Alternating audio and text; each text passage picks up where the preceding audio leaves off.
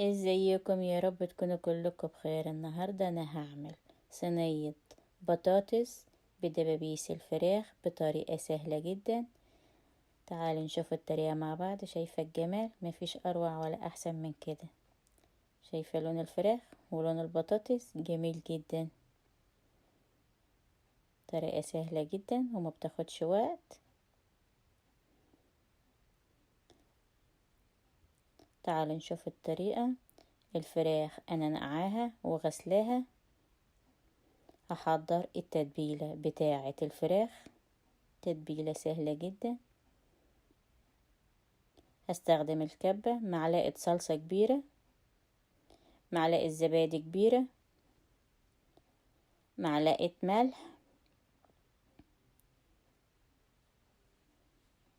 نص معلقة فلفل اسود، نص معلقة بابريكا، مكعب مرقة خضار بيخلي الفراخ طعمها حلو خالص، معلقتين ليمون، معلقتين زيت،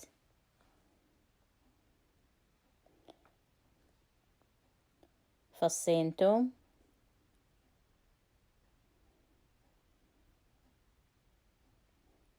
بصلاية، حبة طماطم. هفرمهم في الكبة فرم ناعم. هتبل الفراخ.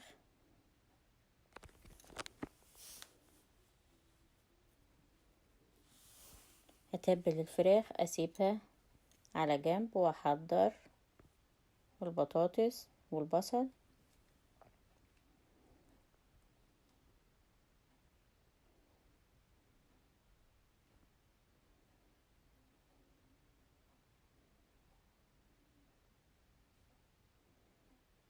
البصل انا هقطعه جوليان. هخلص الكمية اللي معايا كلها. هضيف على البصل التوابل، معلقة ملح، نص معلقة فلفل اسود، نص معلقة بابريكا. هخلطهم مع بعض.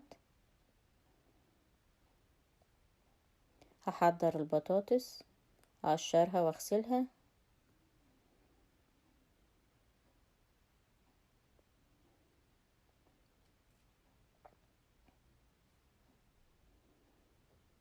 هقطع البطاطس سمك وسط.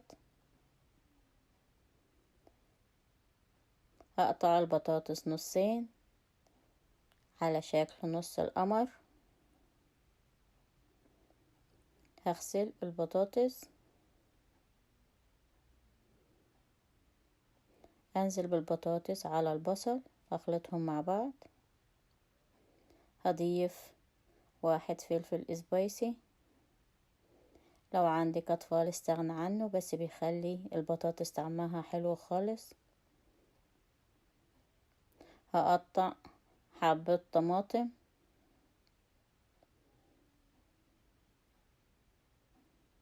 مكعبات صغيرة. شكل الصينية كده جميل جدا. هحضر الصلصة اللي هضيفها على البطاطس. فصين توم، معلقتين صلصة، هقطع حبتين طماطم،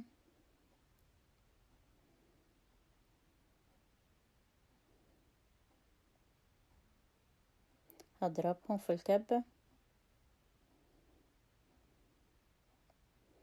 انزل بالطماطم على البطاطس.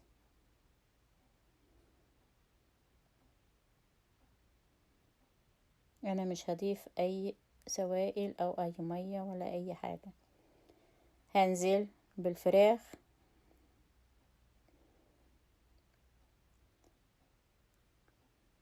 هغطي الصينية بفويل، ورق زبدة وفويل. هدخلها الفرن على درجة حرارة امريكا 450، مصر 220، لمدة ساعة. بعد ساعة اشيل الغطا. الفراخ تاخد اللون الجميل.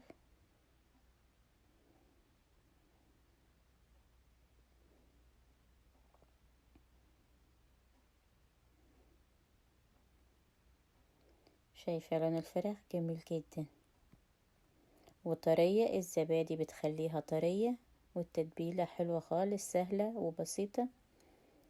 شايفة الجمال؟ مفيش اروع من كده. وصفة سهلة جدا.